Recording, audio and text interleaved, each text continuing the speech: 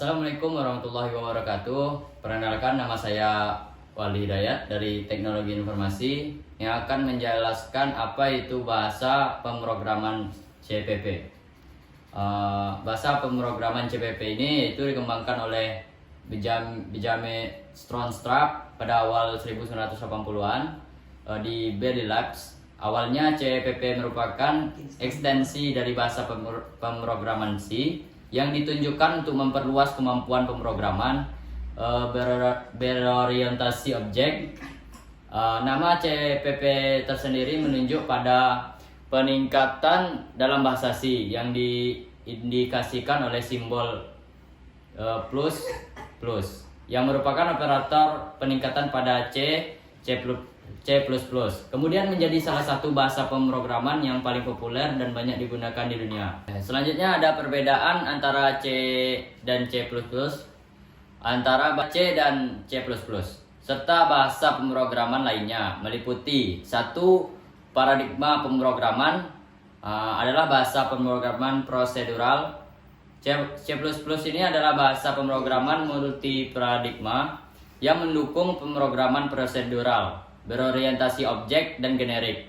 Yang kedua itu ada orientasi objek, tidak memiliki dukungan bawaan untuk pemrograman berorientasi objek, memiliki dukungan bawaan untuk pemrograman yang didesain untuk mendukung pemrograman berorientasi objek. Berikutnya yaitu mendukung pemrograman berorientasi objek dengan fitur seperti kelas perwarisan, polimorfisme, dan enkapsulasi. Yang ketiga, pengelolaan memori.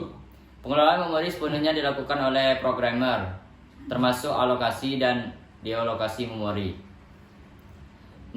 Menyediakan fasilitas seperti operator neo dan delete untuk alokasi dan dealokasi memori, serta memiliki konsep array untuk mengelola sumber daya secara otomatis melalui konstruksi dan destruksi objek. Yang keempat ada libraries standar, memiliki perpustakaan standar yang disebut sebagai C standard library.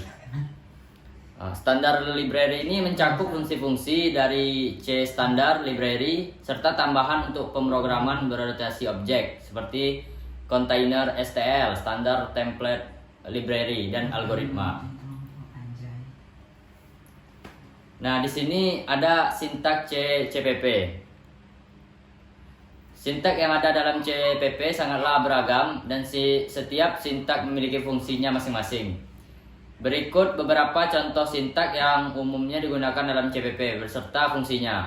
Yang pertama itu deklarasi variabel. Digunakan untuk mendeklarasikan variabel dengan tipe data tertentu. Yang kedua ada pernyataan di mana mendapatkan nilai ke dalam variabel untuk menjalankan suatu operasi. Yang ketiga ada fungsi, yaitu untuk menentukan operasi atau tugas tertentu yang dapat dipanggil dari tempat lain dalam program. Yang keempat ada struktur pengulangan, digunakan untuk melakukan iterasi atau pengulangan sejumlah tertentu. Yang kelima percabangan, yaitu untuk membuat pilihan berdasarkan kondisi yang diberikan. Yang keenam yaitu komentar. Komentar atau baris adalah komentar multibaris, digunakan untuk menambahkan catatan atau perjelasan di dalam kode yang tidak dieksekusi. Yang ketujuh ada kelas dan objek. Kelas manusia, void sapal, digunakan untuk mendefinisikan struktur data, digunakan untuk mendefinisikan struktur data dan perilaku tertentu. Yang ke-8 ada input dan output. Penggunaan ini hanya sebagian kecil dari sintaks yang ada dalam CPP. Terdapat banyak lagi sintaks lainnya yang digunakan untuk berbagai tujuan, seperti pengaturan array, pointer, manipulasi string, dan banyak lagi. Berikutnya kita akan menjelaskan tentang variabel dan tipe data.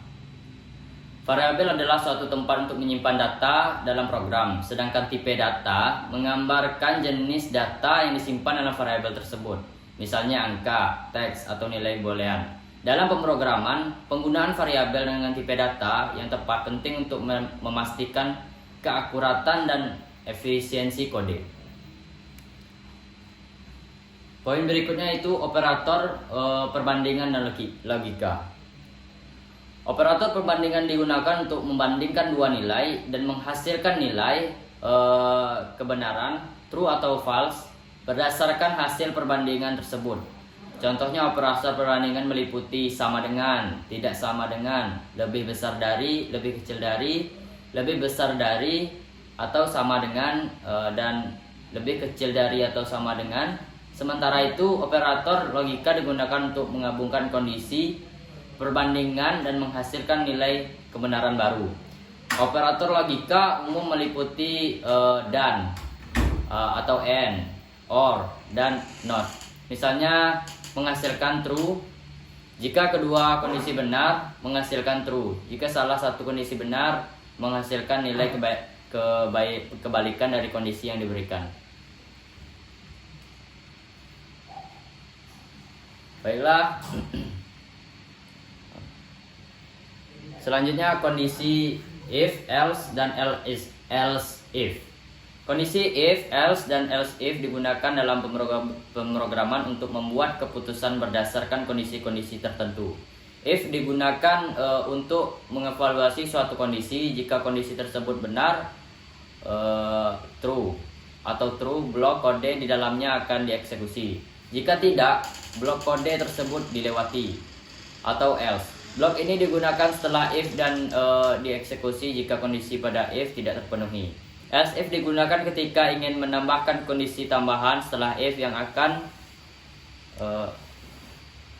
else if digunakan ketika if menambahkan kondisi tambahan setelah if yang akan dievaluasi. Jika kondisi pada if tidak terpenuhi, tetapi sebelum mencapai else, penggunaan Python. Baiklah, sekian dari materi saya. Wassalamualaikum warahmatullahi wabarakatuh.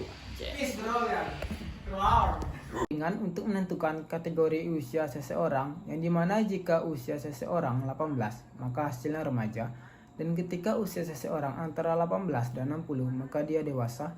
Jika lebih dari 60 maka ia lansia.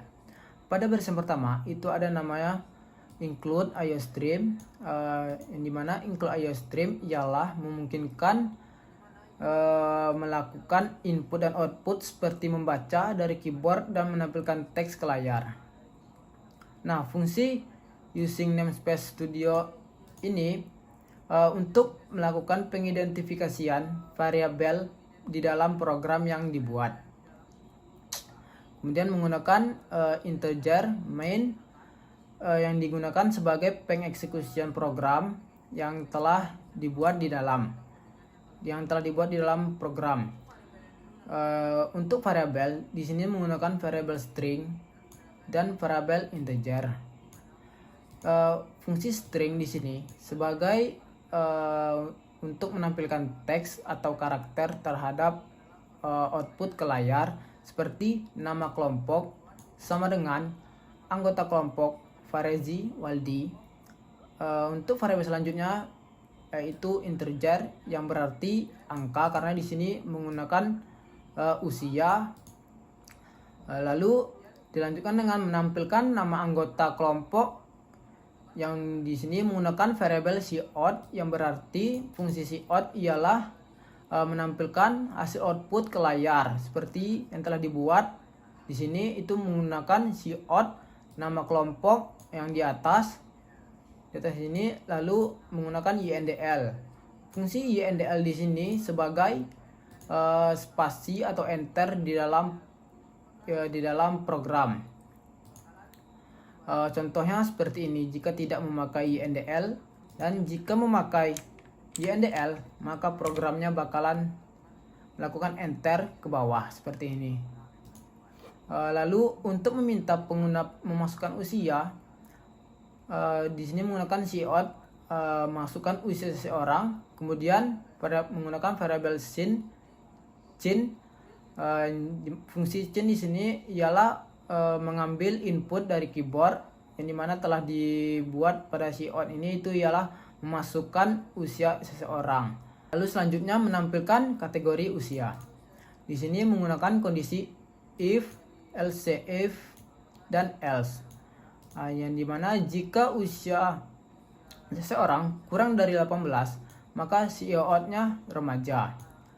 Dan jika antara usia seseorang lebih sama dengan 18 dan usia kurang dari 60, maka si outnya dewasa.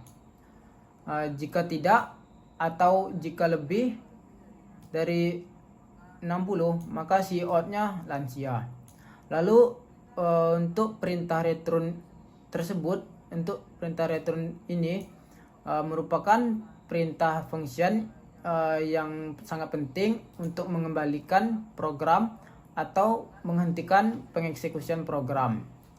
Baiklah, saya akan mencoba hasil codingan yang telah saya buat. Yang dimana meminta jika usia seseorang kurang dari 18, maka ia remaja. Kemudian, jika usia seseorang antara 18 dan 60, maka ia dewasa. Kemudian, jika usia seseorang lebih dari 60, maka ia lansia. Sekian hasil codingan yang telah saya buat.